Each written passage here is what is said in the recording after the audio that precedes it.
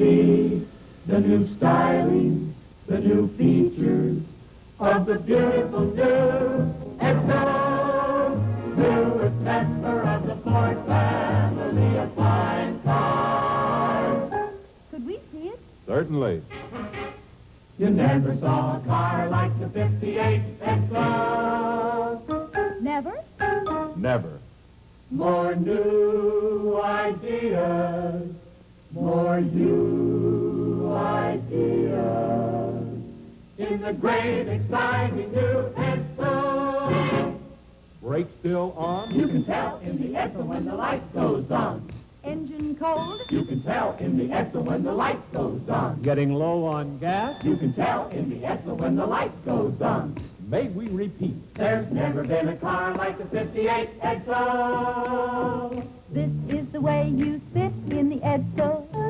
Contour seat made for three. This is the way you can drive the Edsel. Tell it, let's drive on the steering wheel, see. This is the way you can open the trunk. Right on the dash, you turn the key. Never been a car like the 58 Edsel. But what about prices? Many prices. You can get an Edsel priced lower than half the models in the low-price 3. It's the only one that's really different. The Ford Motor Company built it so you know it's good. How does it feel to own an Edsel? It's like falling in love. You can read about it, hear about it, but you've got to feel it. Feel the thrill of owning an Edsel. Oh, your step is snappy. When you own an Edsel, Your pulse beats happy. when you drive an Edsel, Cause you've got to drive it to feel what this great new car can do for you. you know why? It's the car designed around you. From the Ford family of fine cars.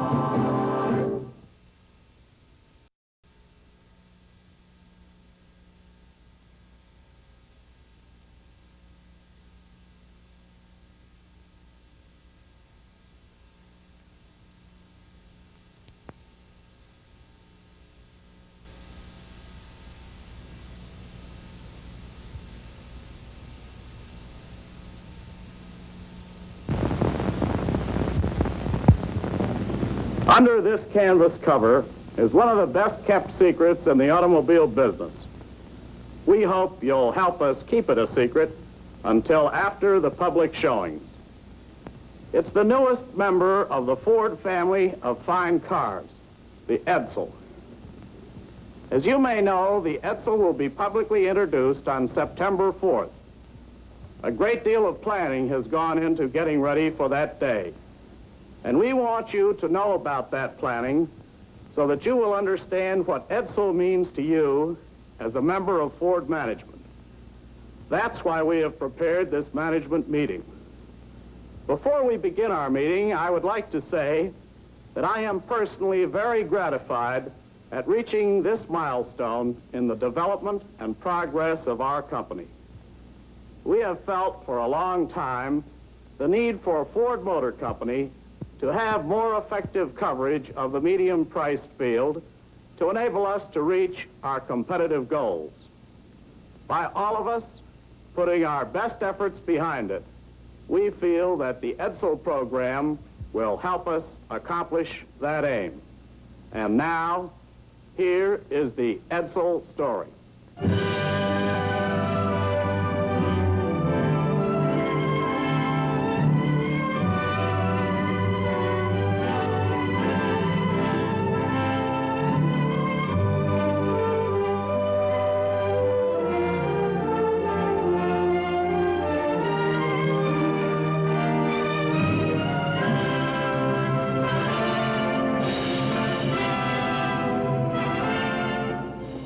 I'm Dick Craffey, General Manager of the Edsel Division, and it's my privilege to be able to bring to you today, with the help of Emmett Judge, who is our Merchandising and Product Planning Manager, the story behind the car under this cover.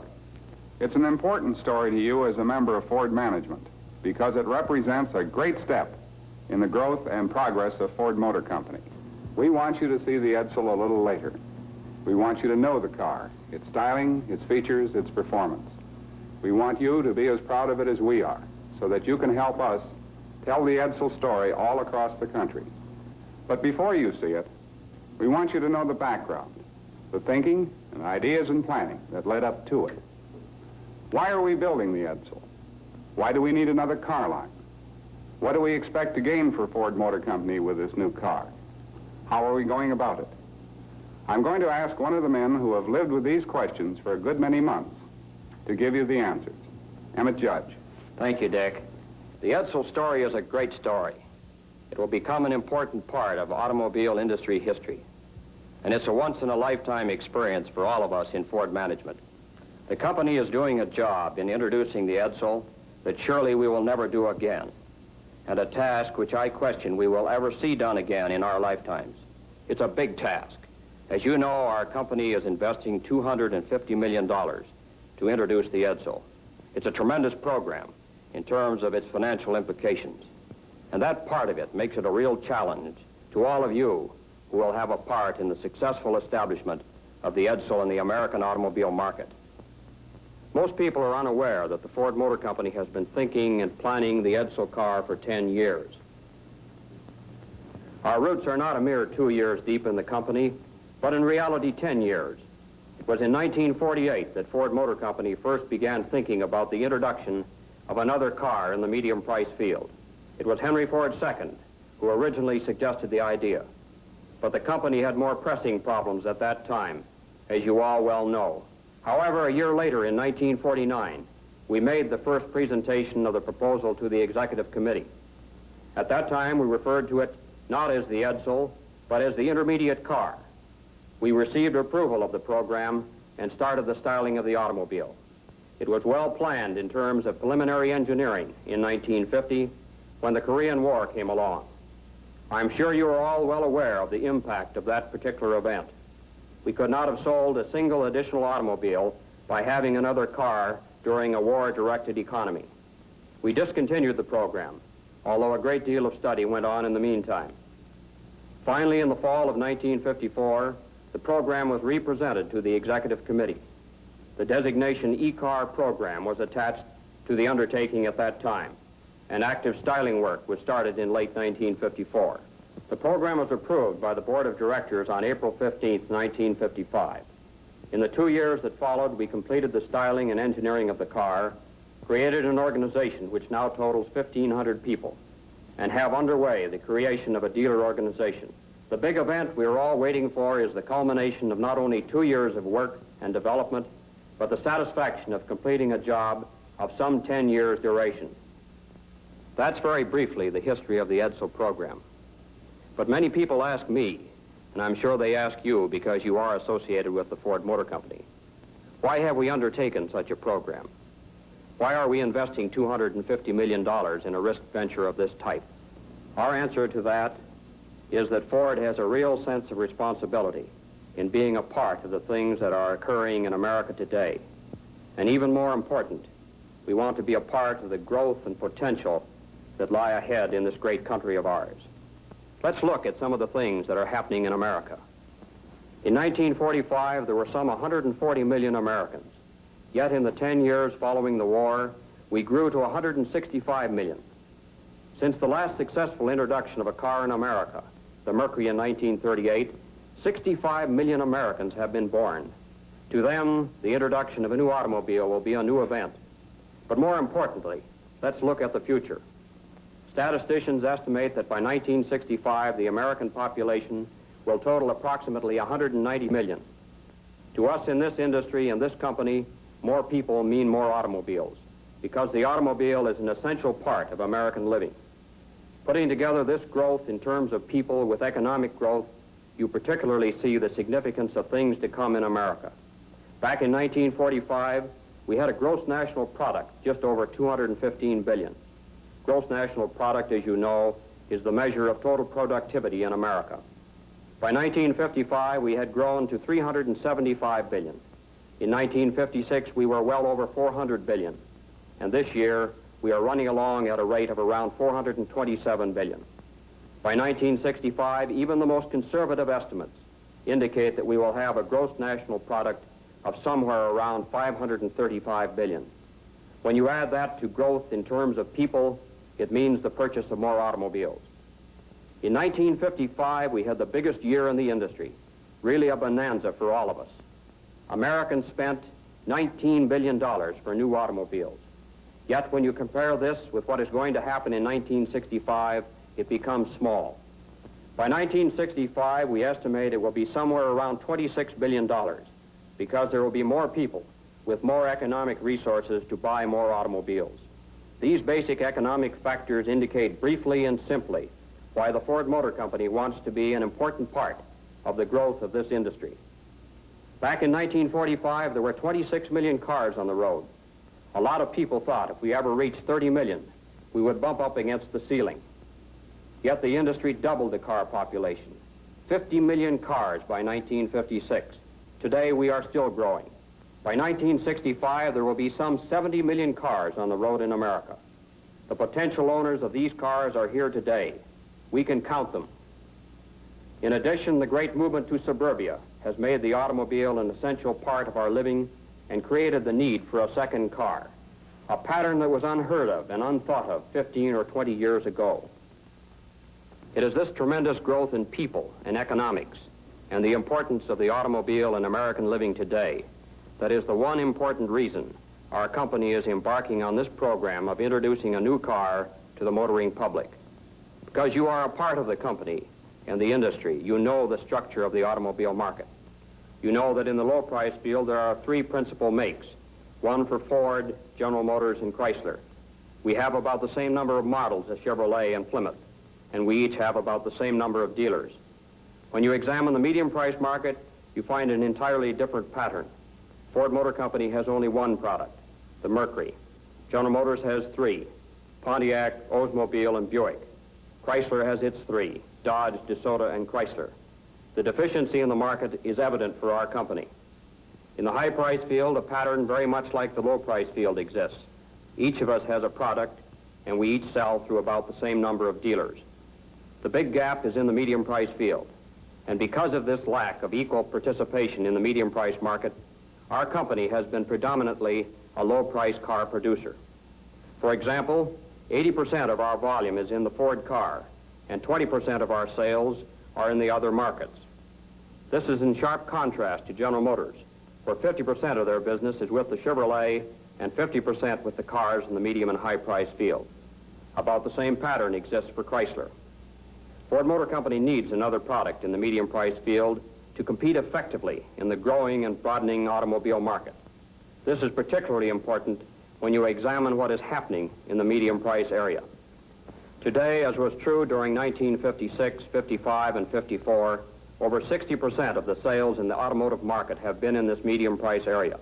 The 60% represents not only the sales of cars that are traditionally in this area, but also the sale of products from the low price field, which are actually priced in the medium area. For example, the upper models of Ford Fairlane, the Chevrolet Bel Air, and Plymouth Belvedere. The automobile market is a churning, moving market. About 40% of the new car market each year is made up of individuals who are changing makes. They may be moving from one market to another or changing makes in the same market. But whatever the reason, they are making a change in product ownership. The real significant aspect of this pattern to us is what happens particularly to people who own cars in the low-price field. We would like to have the young man entering his first job buy a Ford used car. Then as he gets established, we want him to move on and buy a new Ford car.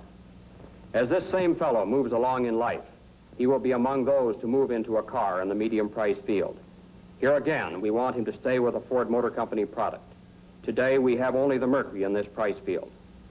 Those who find higher success in life move into the prestige field. We want these people to own a Lincoln. That's the ideal pattern. Actually, it doesn't occur. And the reasons it doesn't occur are real significant and important to all of us and the job we are doing in bringing out the Edsel. Here is what happens.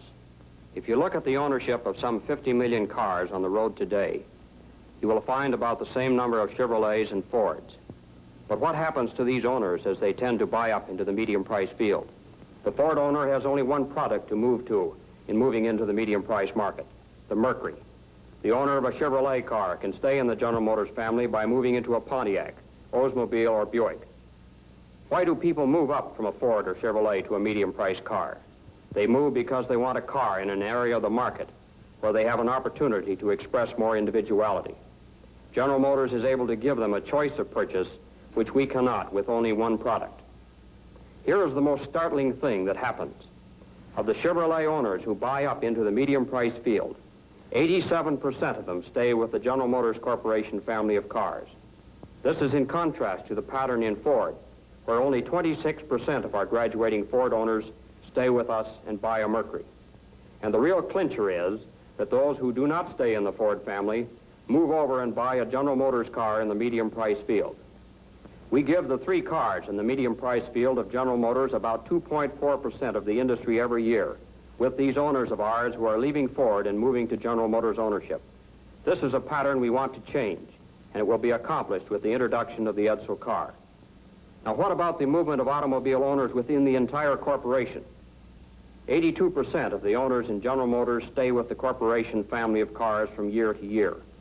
Now, here is what happens in Ford Motor Company. Ford retains about 69% of its owners from year to year. We do this with 3 products in contrast to the 5 for General Motors, which is actually an admirable job. But what will happen with the addition of the Edsel to this pattern? It is our estimate that the company will then be able to retain somewhere around 74% of our ownership from year to year. By establishing the Edsel, we broaden Ford Motor Company ownership in the medium price field. Many people ask, where is the Edsel going to be priced? Is it going to be between this make and another make? The question cannot be answered that way. The answer is that the Edsel car is going to compete across the broad reaches of the medium price market in the same manner that other products do in that area today. That is the simple answer and the honest answer in terms of the pattern in the market today. For example, our various series of Edsels will compete with the Pontiacs, the Oldsmobiles, and the Buicks.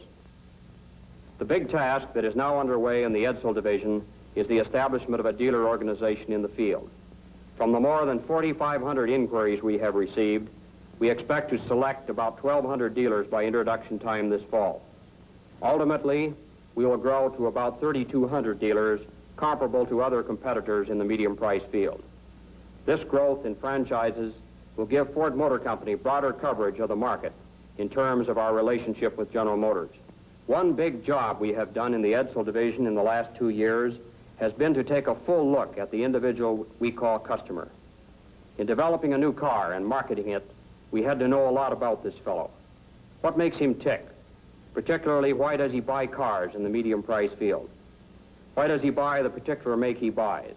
How strongly does he feel about it? What causes him to make the decisions he makes?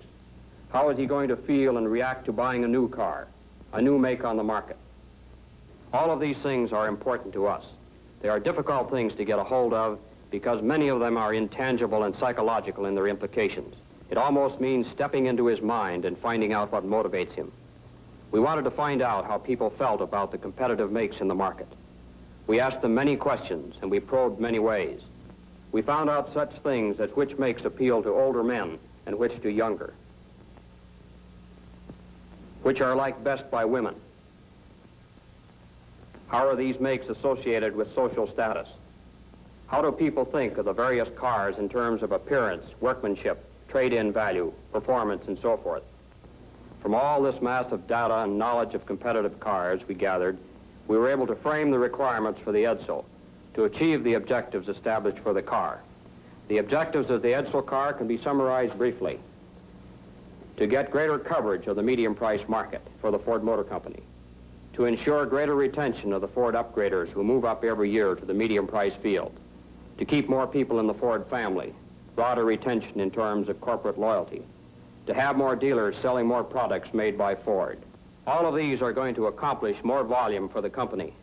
Not just Edsel alone, but more volume for the Ford Motor Company as a whole. Now with these objectives and knowledge of the competitive market, and these reactions and desires of the buying public, what kind of product should the Edsel be? We asked ourselves this question over 2 years ago because we wanted to determine and establish the kind of product that would do the job and do it most effectively. Here is the definition established for the Edsel product. The Edsel should be the smart car. the smart car for growing America. It's not just words, it's a great definition in terms of what it has meant to us in carrying the program forward. To accomplish this purpose, the Edsel car had to be distinctive in appearance. It had to be different, yet not radically different to make an impact as a new product. It had to have discreet appointments. It had to have graceful styling, because we were convinced that most people like clean, flowing lines and design. We needed a car with advanced features and one that will be fully competitive in the highly competitive market of which we will be a part when we introduce this fall. We believe that we have achieved this goal in the product. I hope that now, as you see the Edsel, both the car and the program will have more meaning to you. Gentlemen, that is the Edsel story. And now for the moment I'm sure you've all been looking forward to. A look at the newest member of the Ford family of fine cars, the Edsel.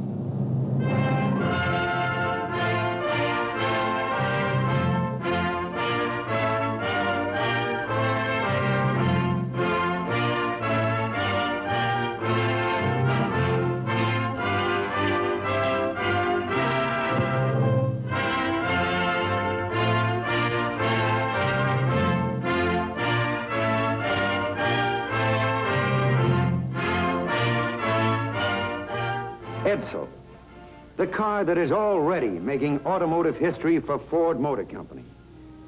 A new and different car in every respect, yet with a classical element of conservatism in its styling, which will give it maximum appeal.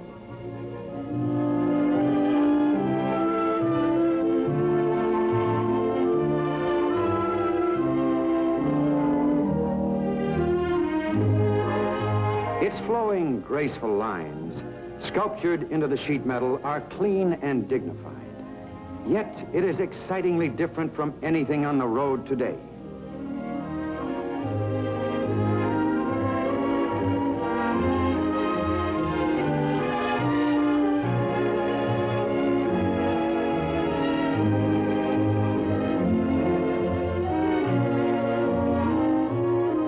The car you are looking at here is the Citation, the top series in the Edsel line.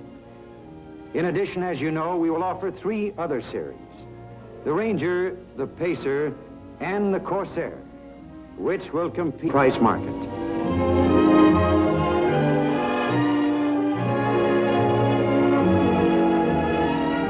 Edsel will offer in its 4 series a total of 18 body styles, including a full line of station wagons. Every one of them will be tops in its field in styling, performance, and features. Here are some of the new features which will be introduced in the Edsel this fall. This is our Teletouch transmission control. You can drive the Edsel, park it, and reverse it with ease. A flick of the Teletouch button makes an electrical contact, and a motor engages the transmission.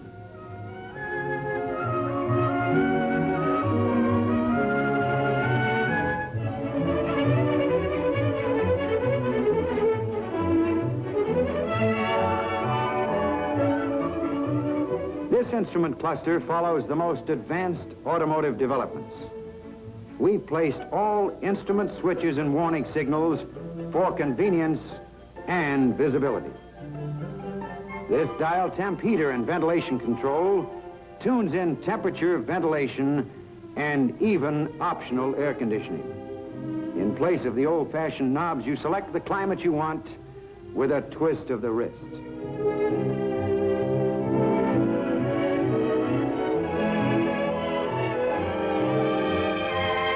These visual reminders help you watch oil pressure, fuel level, oil level, and engine temperature.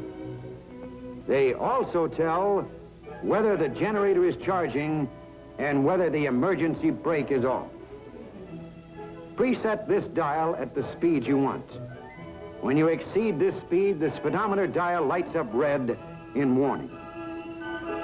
A big reason for the outstanding performance of the Edsel is the E475 engine in this Citation.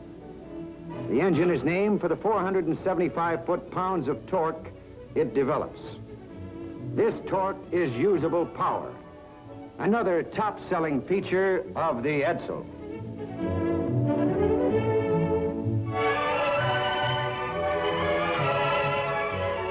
You'll want to take a closer look at the Edsel so that you can help tell America about the newest car in the Ford family.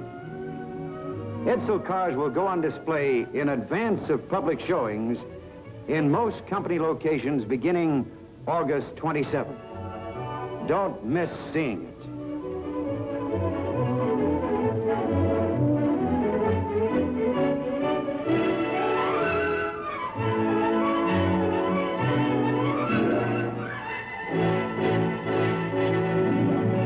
Well, there it is, very briefly. The Edsel story and the Edsel car. We're proud of it, and we hope you are too. I'm sure all of the members of Ford management understand the Edsel program better after hearing the story and seeing the car. But I would like to add this. Although Edsel Division is telling you this story, we didn't write all of it. Of course, the operating committee of Edsel Division has done a fine job in helping to bring us to this point in our history. I'd like you to meet them. Neil Bloom, Chief Product Engineer. Bob Collins, Manufacturing Manager. John Cooney, Industrial Relations Manager. Larry Doyle, General Sales and Marketing Manager. Emmett Judge, whom you have met. Dick Halleck, General Purchasing Agent. Ben Lackey, Controller. And Gail Warnock, Public Relations Manager. Each of these men in his own field has contributed a great deal to making our program a success. But the Edsel program is more than an Edsel Division program. It is a Ford Motor Company program. And it could never have been developed without the earnest and talented work of a lot of people. For example, the styling office under Bill Ford and George Walker, with Elwood Engel and Roy Brown, played vital roles in the styling of the Edsel. We are also grateful for the job which has been done by the engineering staff under the direction of Earl McPherson, Vice President and Advisor, Engineering Policy, and Andy Kuchar, Vice President, Engineering and Research. You have seen some of the new mechanical and electrical features developed through the cooperative efforts of the engineering staff and other engineering activities throughout the company, all of which will contribute to the success of the Edsel. These men represent literally thousands of people in Ford Motor Company staff and all the divisions who have contributed to the program with their work, talents, and ideas. Obviously, I can't name them all, much as I would like to. But I would like to take this opportunity to express the sincere appreciation of the Edsel Division to all of them. We have referred to the Edsel program in this meeting as the culmination of 10 years of planning and development, and it is. But it is not an ending in any sense. It is a beginning, the beginning of a great deal of work and effort on the part of every one of us to make the introduction of this new car a success.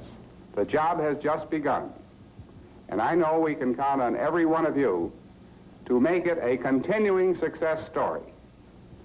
The Edsel story, which you have just seen, is the story of Ford Motor Company's faith in the future.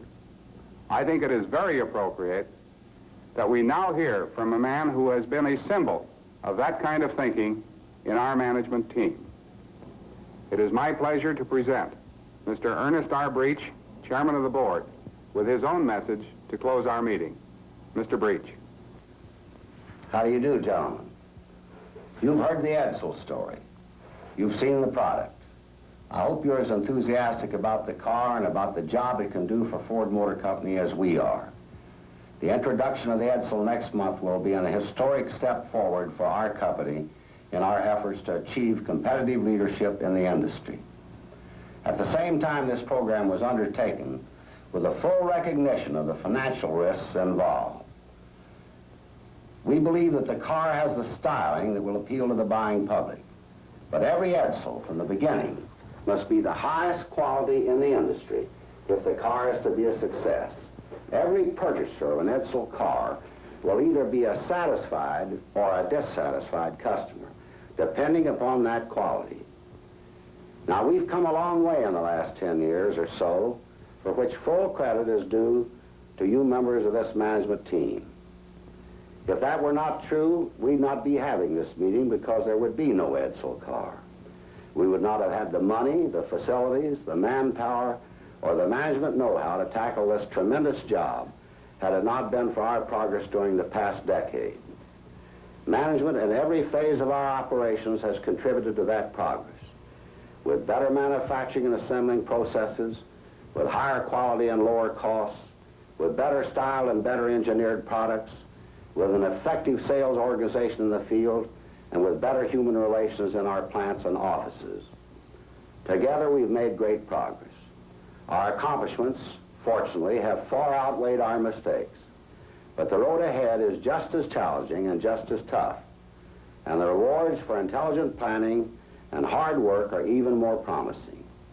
There is no question in my mind that with your cooperation, Ford Motor Company will continue to grow and prosper. The Edsel, the car you have just seen and heard about, will play an important part in the challenge of the future. With all of us behind the program, I have every confidence that starting with the first public showings in September, Edsel is going to make a bigger and bigger place for itself on the American road and contribute to the next decade of growth of the Ford Motor Company, in which all of us, every one of us, has a real personal stake.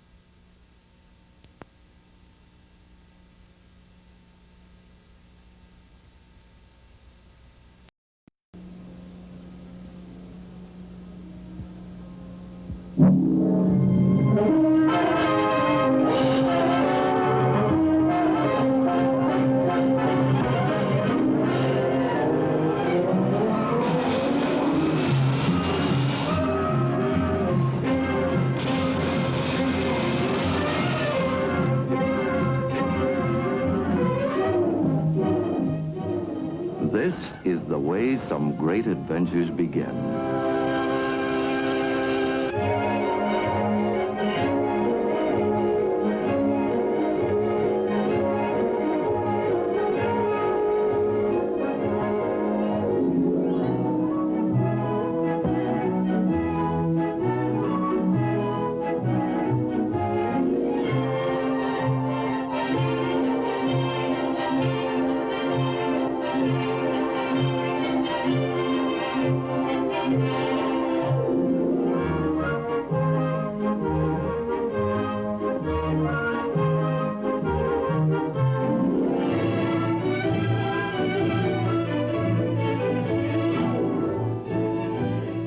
When they move from the line, who can say what excitement and unexpected pleasures they will eventually bring? And to whom?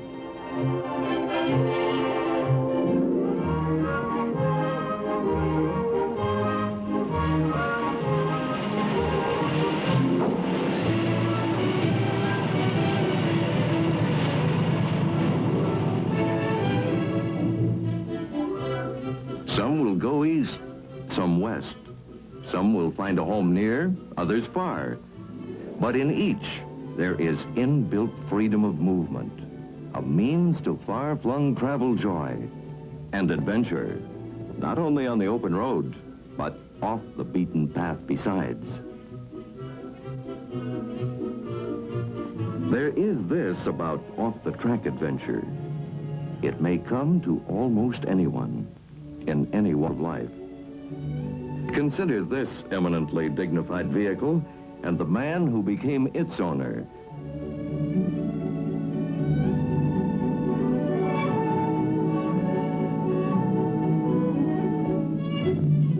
The Hippocratic Oath, which all physicians take when they enter practice, boils down to this. The welfare of his patients must always take precedence over the comfort, convenience, and self-interest of the doctor. But 6 straight years without a vacation is just too much. Oh, well, a couple of weeks in Florida ought to fix me up fine.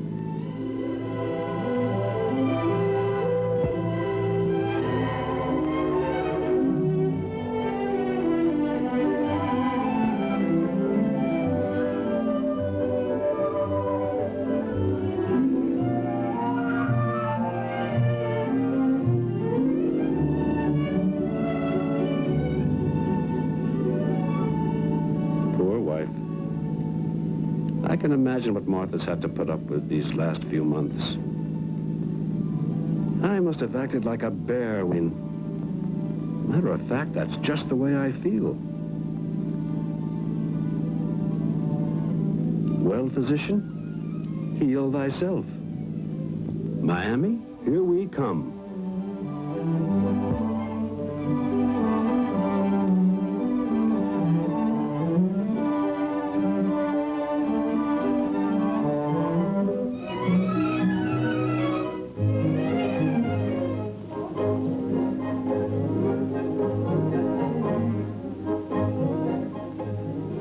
By George, there's something about these little southern towns. The tempo is different. Just what I need, a change of pace. But no, we have a schedule to keep. We have to meet the crowd from home. Wham, bang, zowie. Parties, dinners, dances. If I could just get away from people for a while. Of course, going to Miami is fine. But the parties weren't my idea. Matter of fact, Martha did all the planning. And she kept bringing it up and bringing it up. That's a woman for you. Made me think it was my choice. Women have no consideration.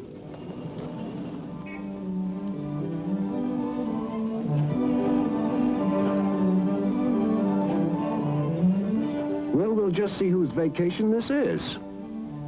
Maybe we'll just do a few things the doctor wants to do.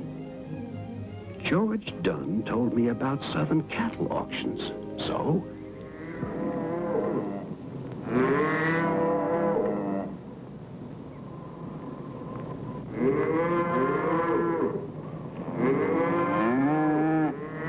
Aren't there any nice, quiet, peaceful places left in the world anymore? Wait a minute. What is there about this country I'm trying to remember? Southeast Georgia. The Okefenokee Swamp. That's it.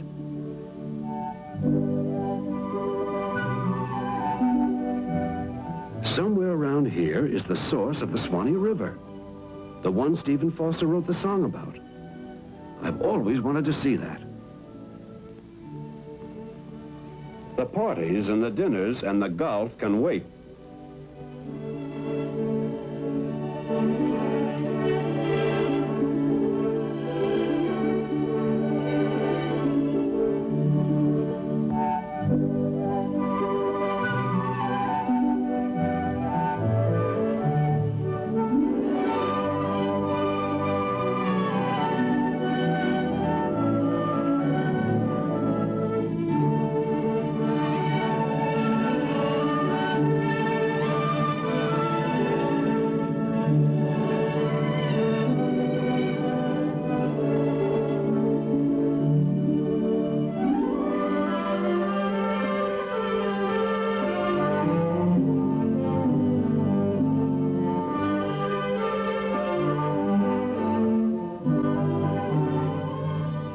Swamp trips.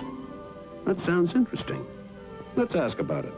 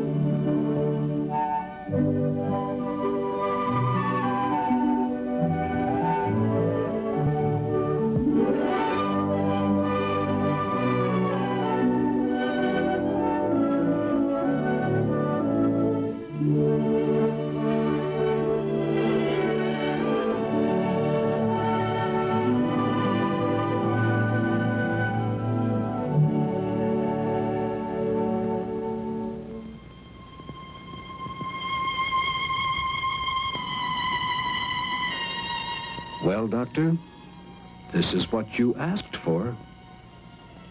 Is it what you really want? What are you really looking for anyway?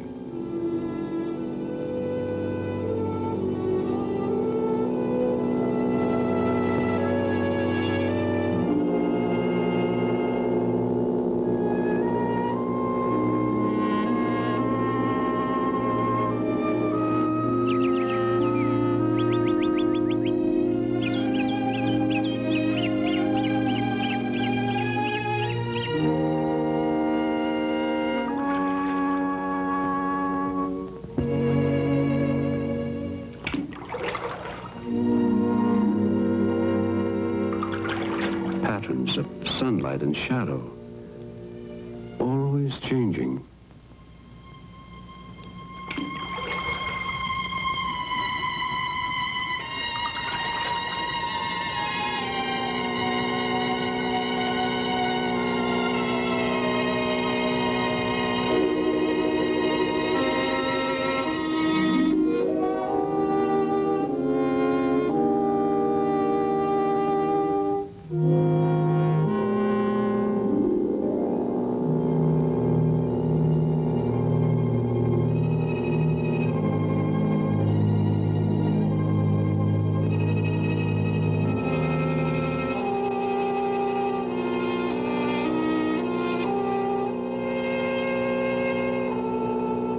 This is beginning to look like a good idea. Relax, my friend, and make the most of it.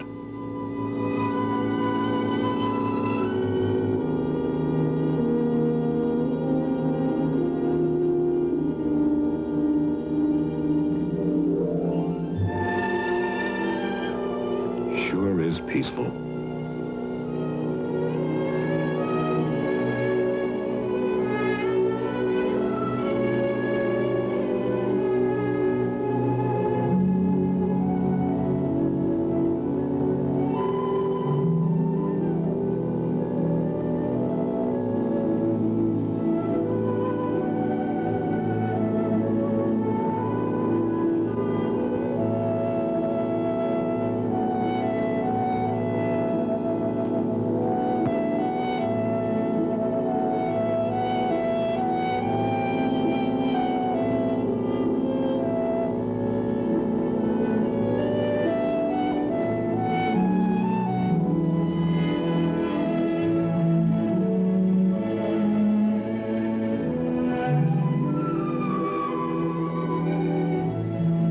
Ugly animal. Must be 15 feet long.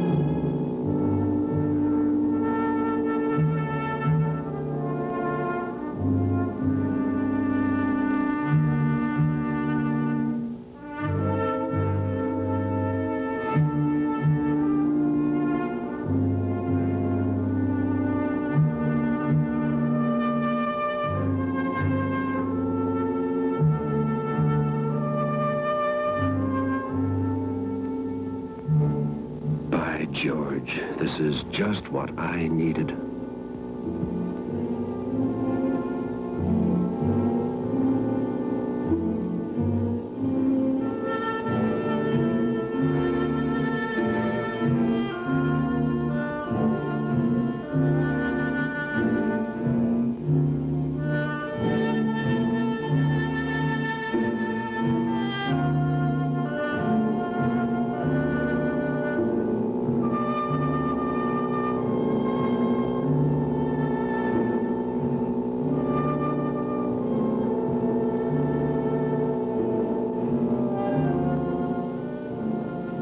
Spanish moss and cypress trees. Beautiful.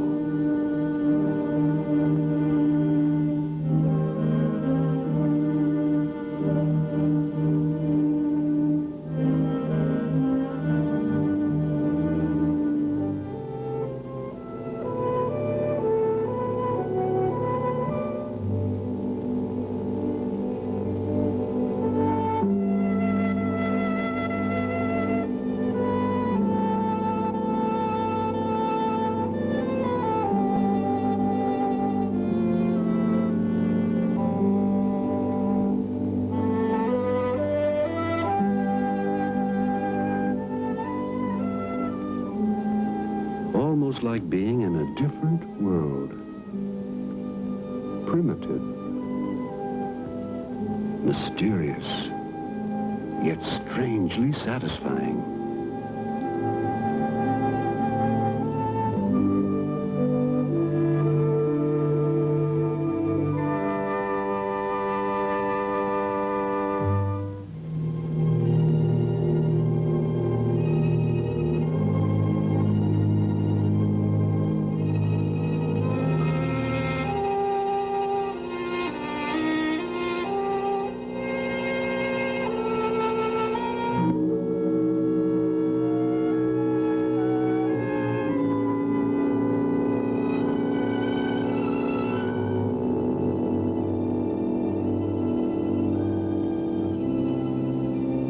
Vastness of this place.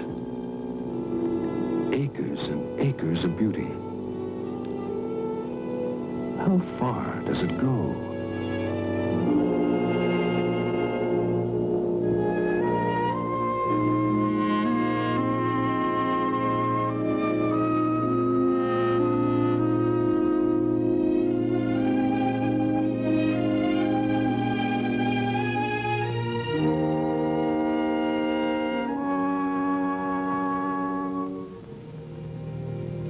So this is the source of the Swanee.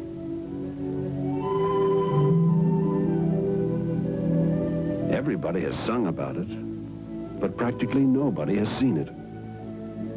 Even Stephen Foster never saw it. But I'm seeing it right now. Right here and now.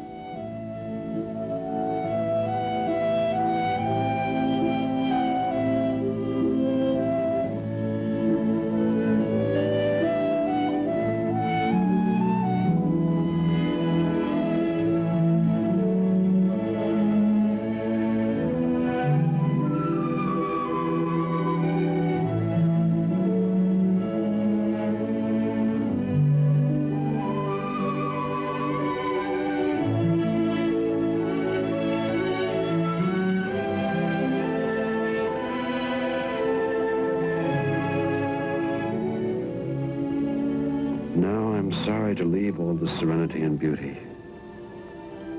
Relaxed? Yes, but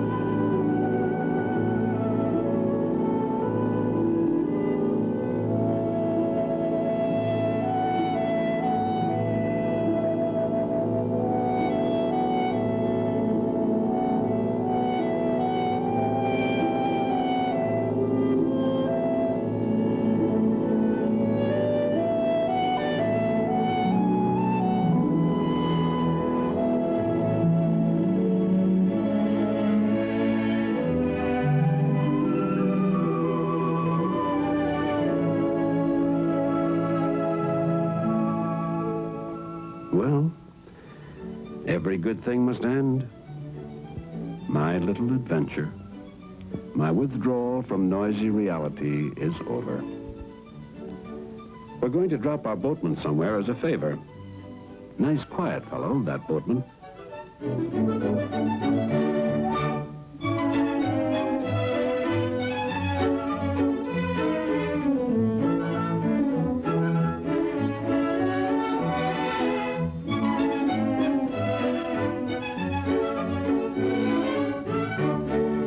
An invitation to a swamp family dinner.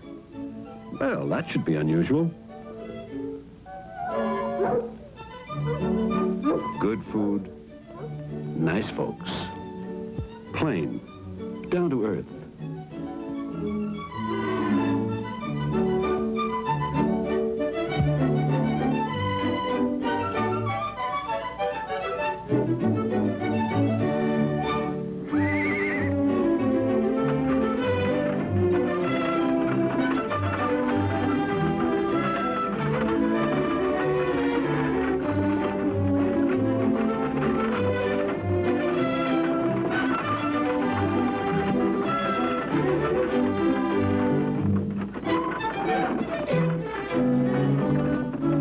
So this is what Martha was plotting with our boatman friend.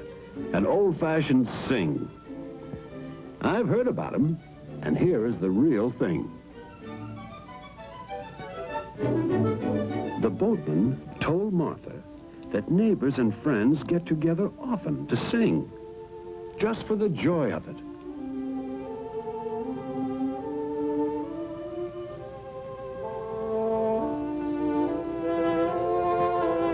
Would we like to stay and attend the sing? Would we?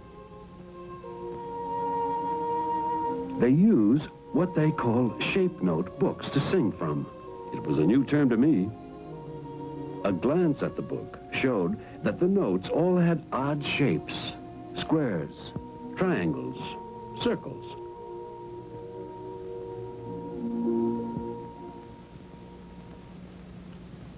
How about you boys coming on over and helping us sing? It's all ready to sing now? Okay, let's sing. Amen and grace, how sweet it sounds that sing in rest like me. I once was lost, but now I'm found. Was blind, but now I see. Don't you think that's good, Josie? Yeah, that's good. I think it's fine. Number 351. Make me love everybody, make me love everybody, make me love everybody. It's good enough for me. It's the old time religion, it's the old time religion, it's the old time religion. It's good enough for me. Good for our mothers, it was good for our mothers, it was good for our mothers. It's good enough for me. It's the old time religion, it's the old time religion, it's the old time religion. It's good enough for me. It was good for our fathers, it was good for our fathers, it was good for our fathers. It's good enough for me. It's the old time religion, it's the old time religion, it's the old time religion. It's the old time religion, it's the old time religion. It's good enough for me. And so, on to the parties and the dinners and the golf. I can enjoy them now. Why? Scientific diagnosis easing of tension due to changed environment. Unscientific diagnosis, discovery that peace of mind can be found in simple things. Just what the doctor ordered, and I feel great.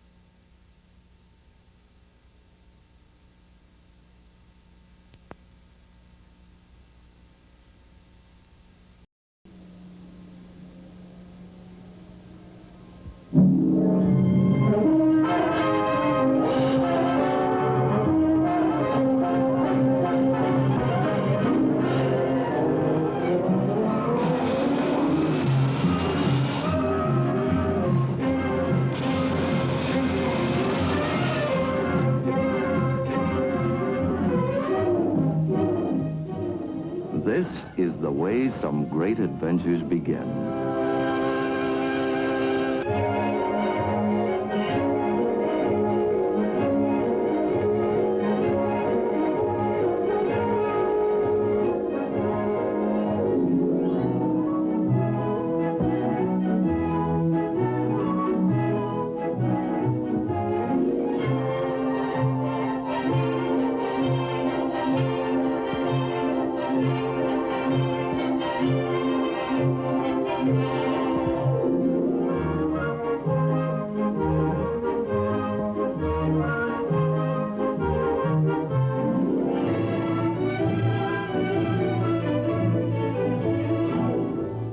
When they move from the line, who can say what excitement and unexpected pleasures they will eventually bring?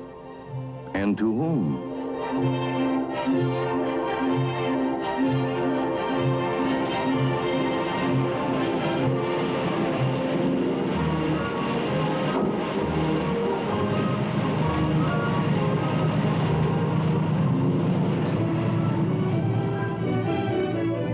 Some will go east, some west. Some will find a home near, others far.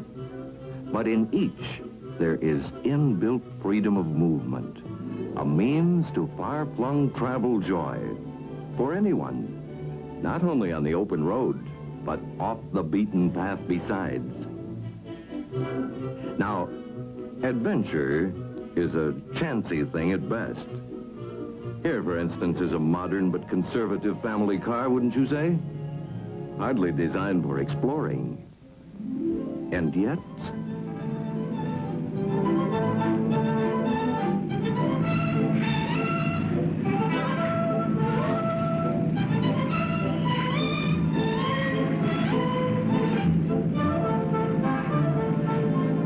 What a vacation. Drive 1,483 miles just to look at a bunch of buildings in New York. I bet when I grow up, I'll never spend my vacation in a big city. What fun's this gonna be anyway? Well, one thing's for sure. Promises don't mean much in this family.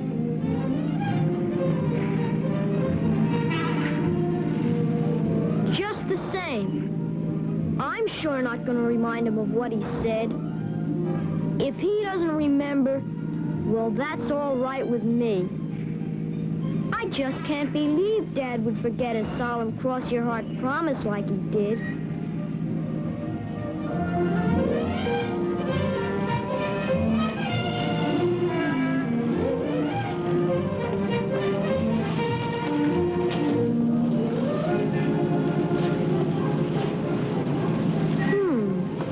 Rockefeller Center. I wonder if it's true, when you hook a blowfish, it puffs up to 3 times its size. No, I don't believe that.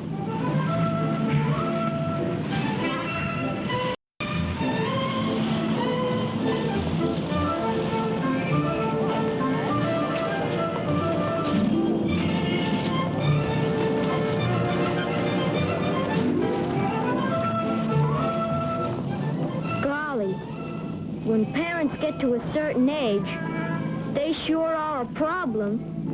Of course, Mom's told me a man's got to expect disappointments.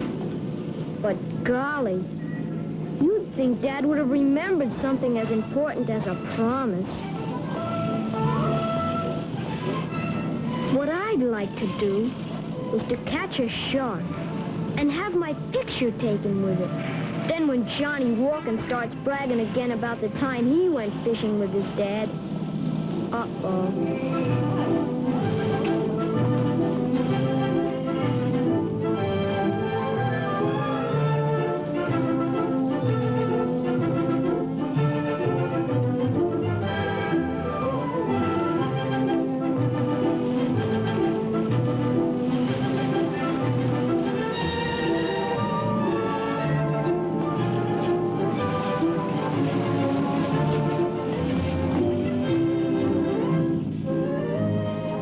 For Pete's sake.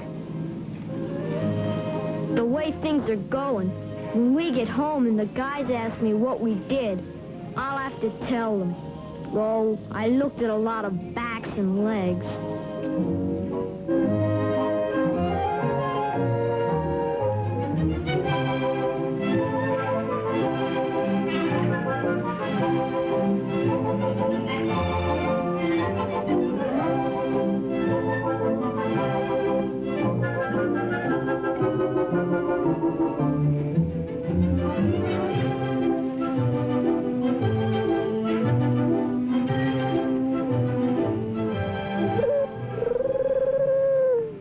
Well, I've seen it. Let's go.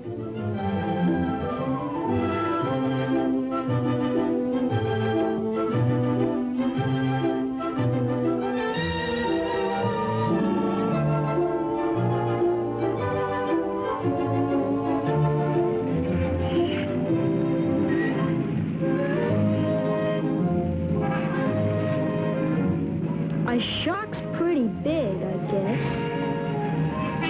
Maybe I'd rather catch a marlin, or a sea bass, or even a flounder.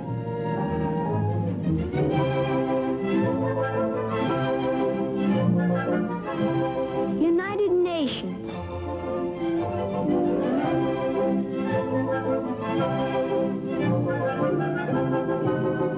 Buildings, buildings, buildings. I wonder why they brought me along.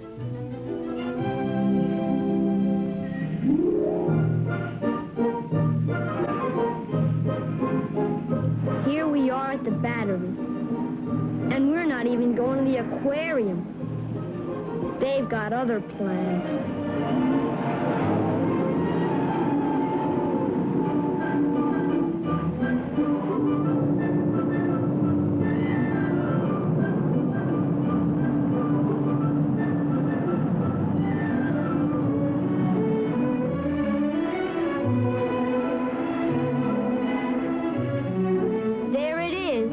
The whole doggone Atlantic Ocean, packed full of fish. And I haven't even got a bent pin.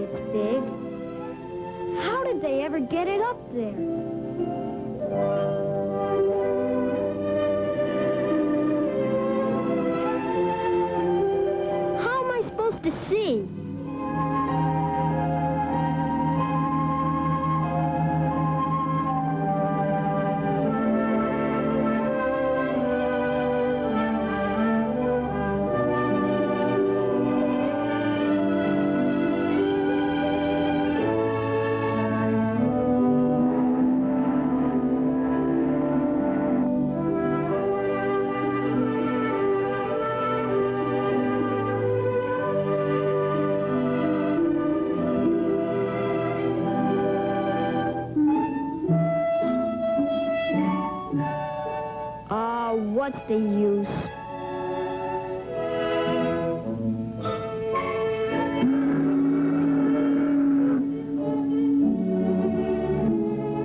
What a vacation. Fifth Avenue. And now we have to go window shopping. Wouldn't you know it?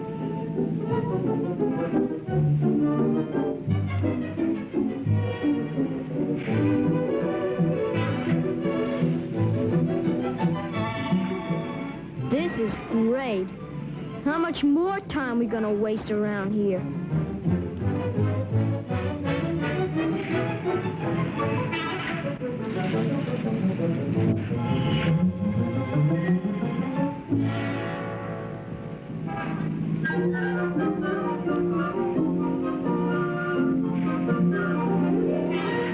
Wow.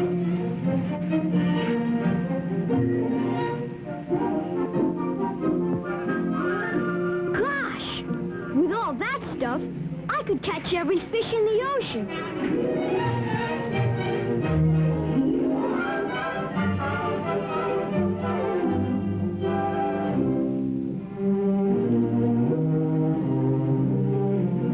Oh, what's the use? He won't remember his promise anyway.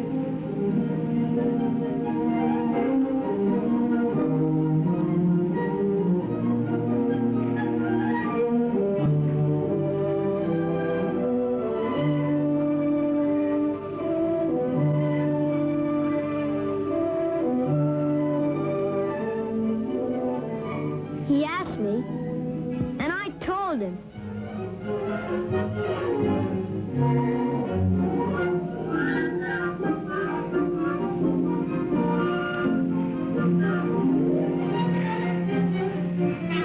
He remembered. And now we're going.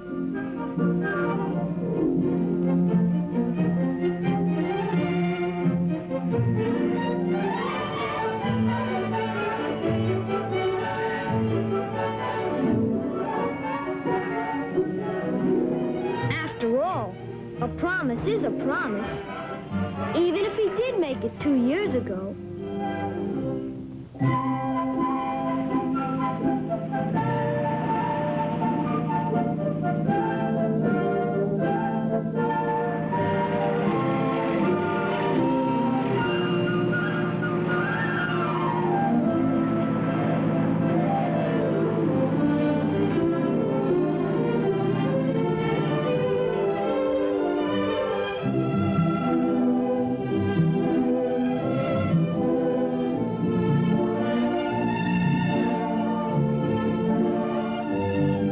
There's lots of fishing here on Long Island.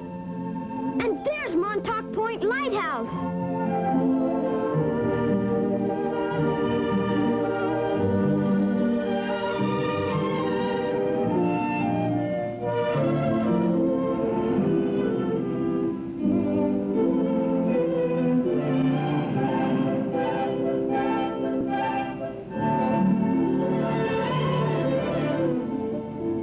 I never saw a lighthouse before.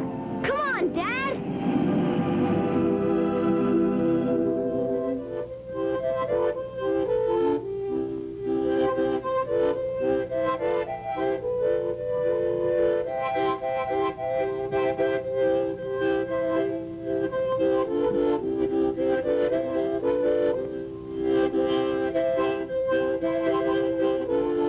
It sure smells like there's a lot of fish around here.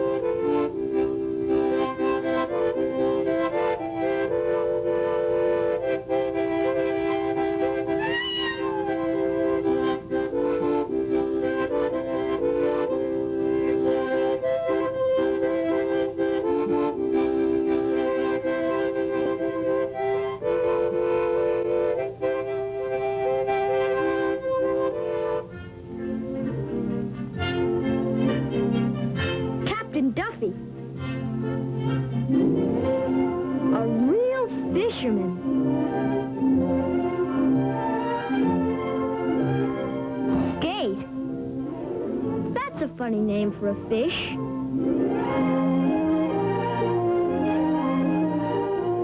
Captain Duffy says they're used for bait in lobster traps. Wish I could. Golly! Captain Duffy's going to take us out in his boat.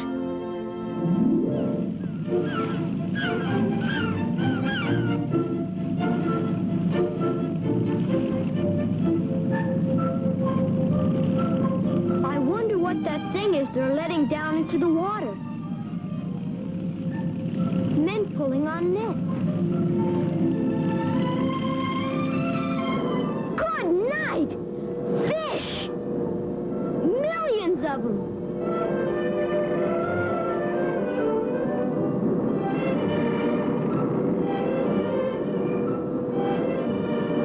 Why, that thing's a tube.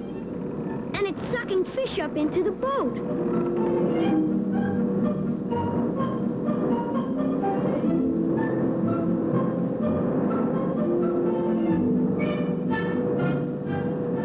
Captain Duffy says these are pogies.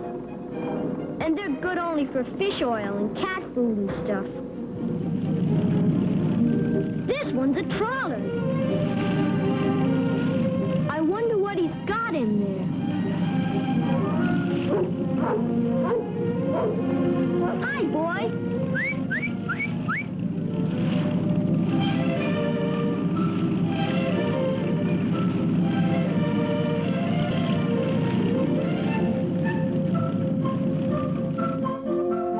Golly, look at him.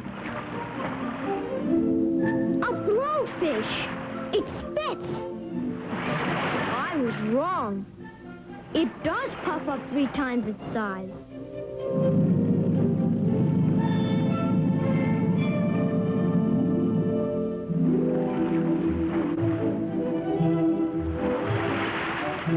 You can fish from the beach, too.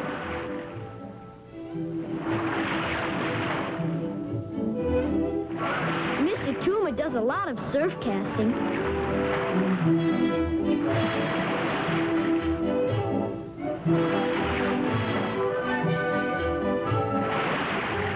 He uses an artificial lure instead of live bait.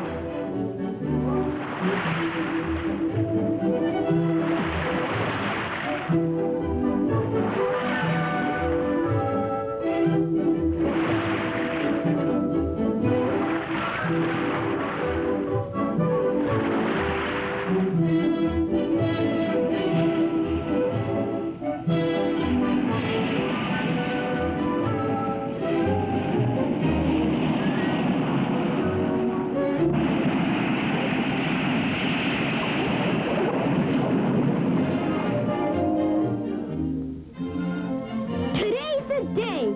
We're going deep sea fishing.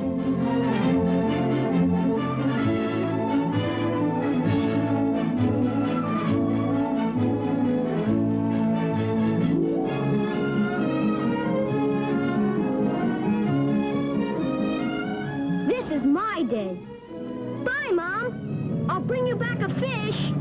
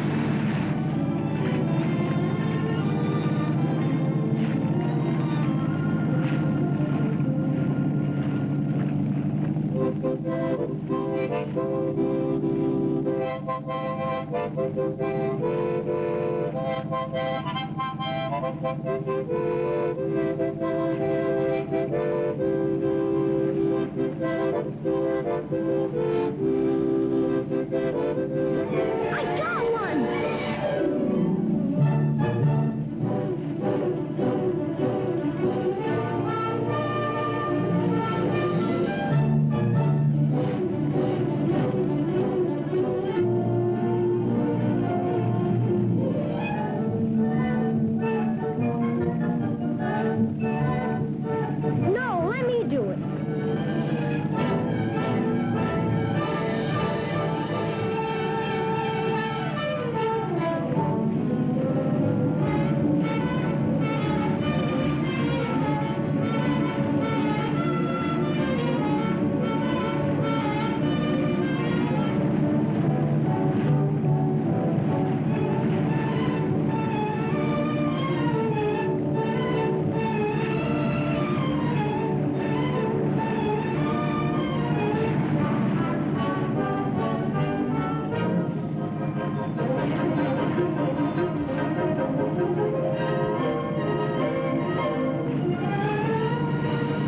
Boy, what a fish!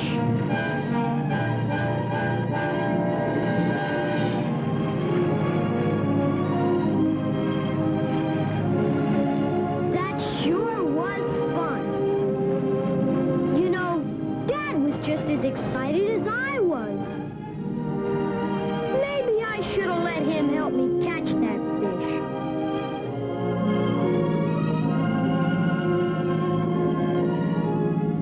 Boy, oh boy, what a swell dad I've got. And what a vacation!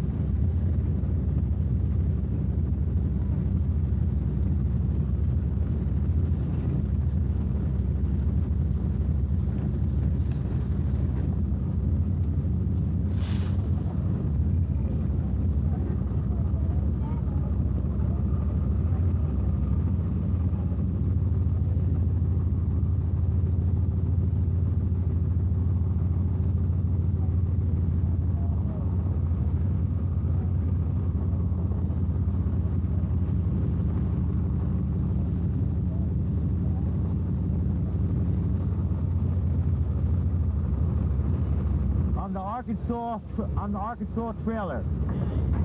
All right.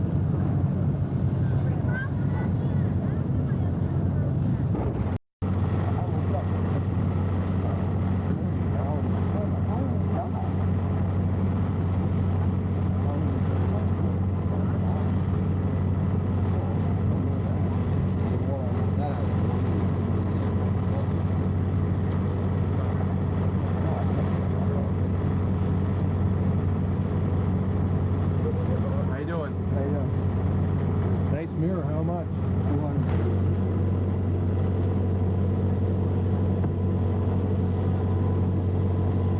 This is strange. Why is this color? Is that what they always do? That's over there. You know, this color. Yeah.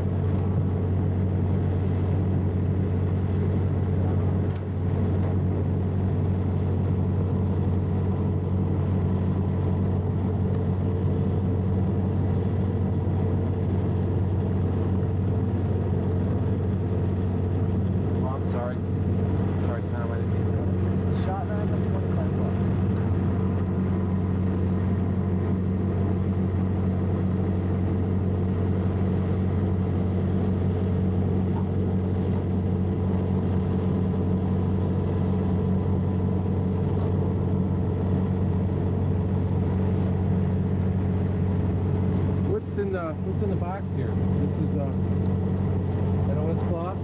Yeah. 3 yards on it.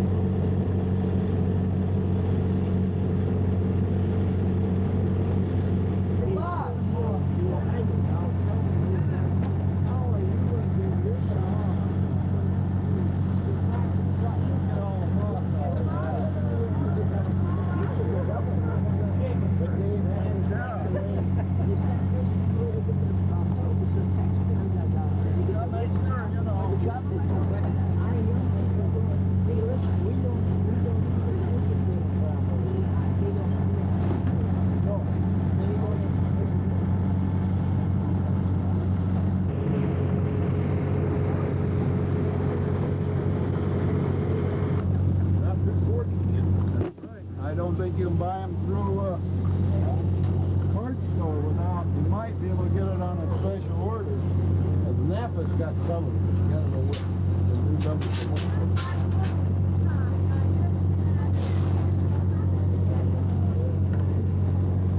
Napa's got some pressure. Corner molding. Where's this?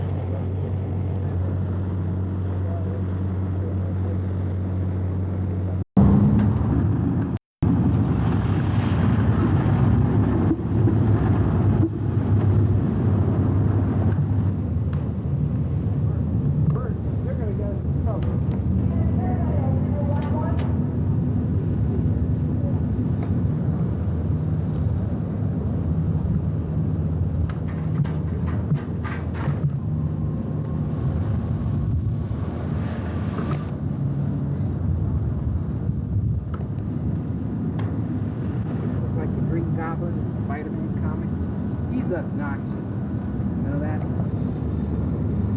And this Bible salesman is a real complete jerk.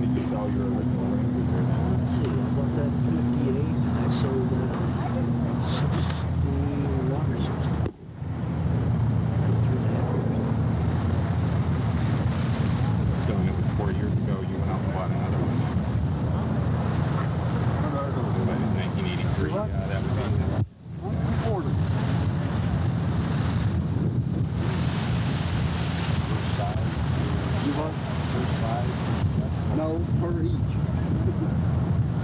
And so, what are you doing now? Just perusing parts here? Yes, I was looking at his town country radio with the electric radio, which I did not have. I had just plain radio. Puppy dog's tail.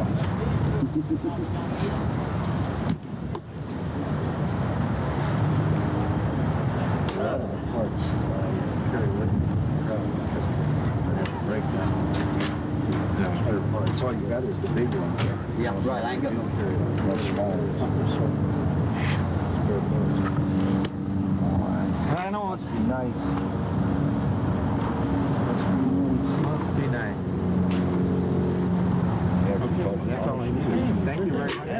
Nice meeting you. Appreciate it. Nice meeting you. Cut that boy off. Yeah. All right. Jump, prizes, whatever. All right. John? May I get your name? I'm Charlie Kaiser.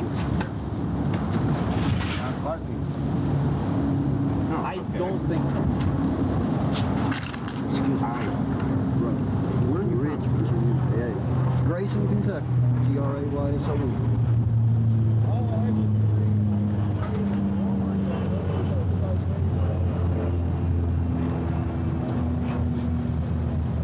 Do you usually do a pretty good business at meets like this? Yeah, little. Yeah. A few hundred. $50 is too good and 25 is for the bad. You have to try.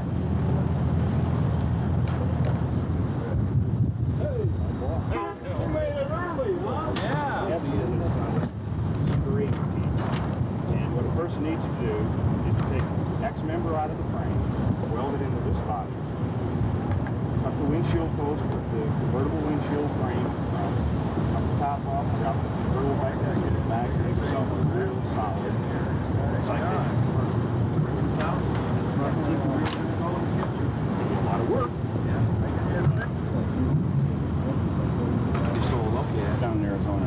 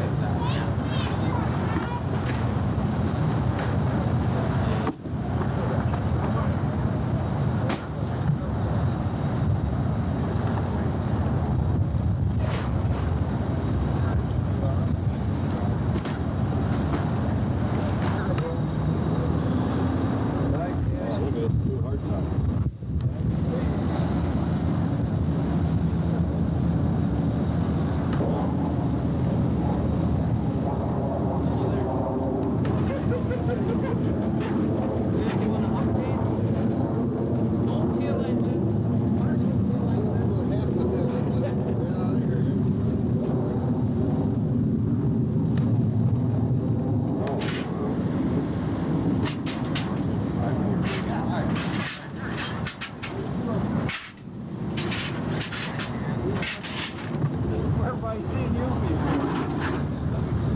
Now what? The bull's like a six. The problem I've got is mine looks sort of bored.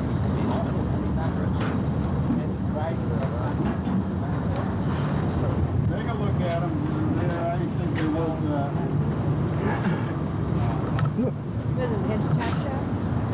Ed's Body Shop. Yep, Ed's Chop Shop. We went around and took all the stuff off the car.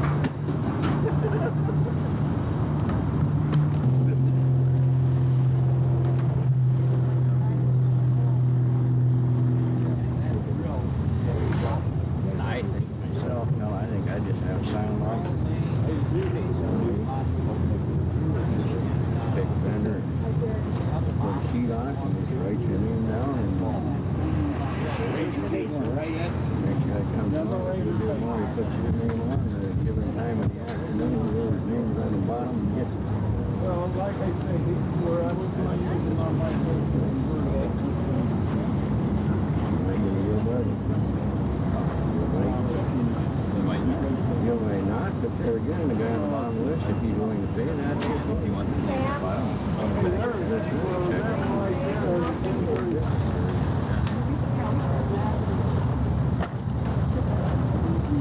Yeah, Bob, yeah, I don't see it. All right, thank you.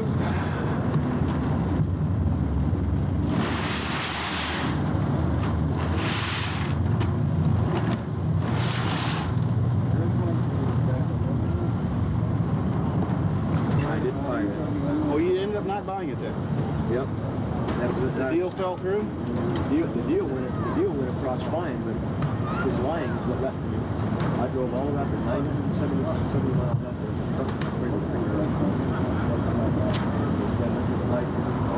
The car wasn't as... Not restored, never been restored. Then we got into a conversation about 15 years ago. I said, well, that would work just fine if you drove it every day during those 15 years of daily driving. And it was like this. I suppose you would have decided to be restored, but it's still properly restored 15 years ago. You forgot that you told me there was dry storage. Restored. You've only driven it for it's hard, seriously. I have never in my life seen a worse getting and all the potholes supposed to be perfect, all the chrome, the stainless, just boy, one thing after another. Oh, you do? Yeah, I got back now.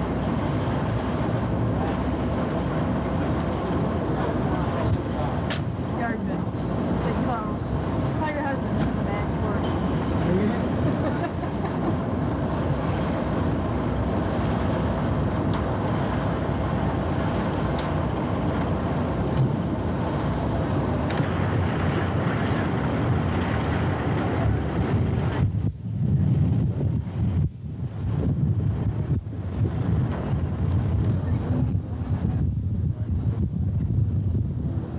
Well, we got 59.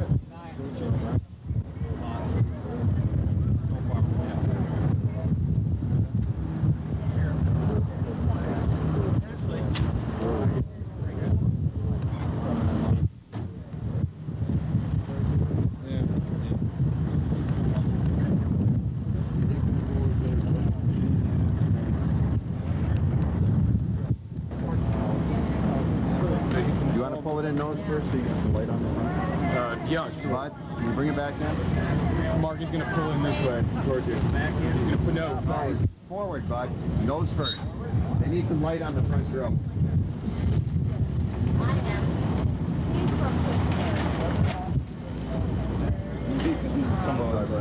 Right up to the camera, Bud. Hope the brakes work.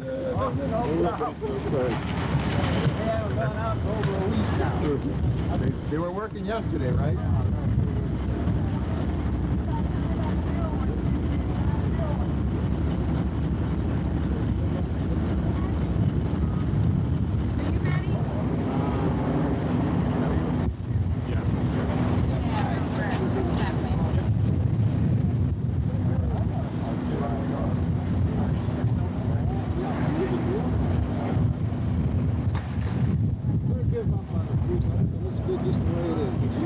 That's different. It's my one of a kind. It's my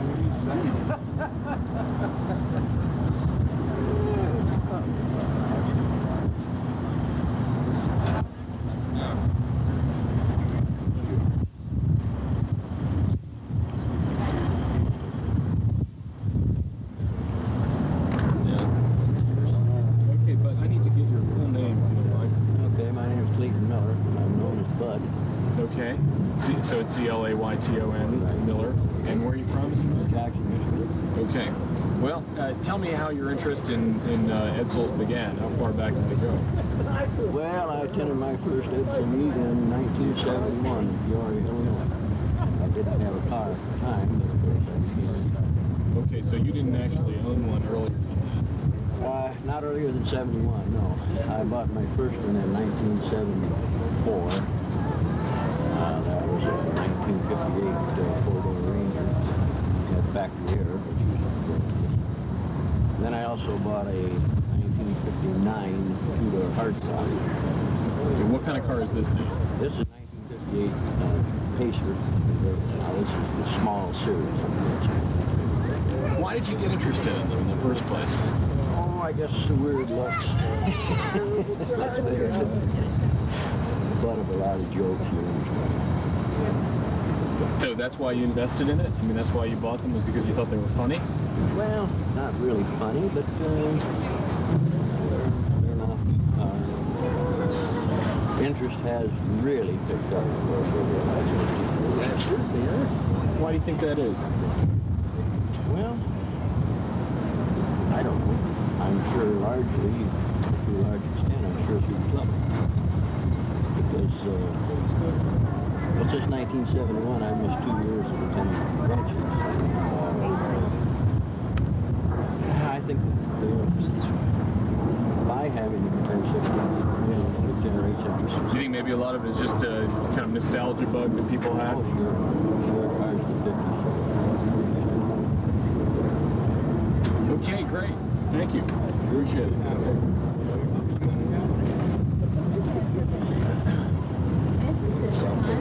Sure. Any more shots you want to get, Mark? Yeah, I want to just get a shot of the Pacer on the... Okay.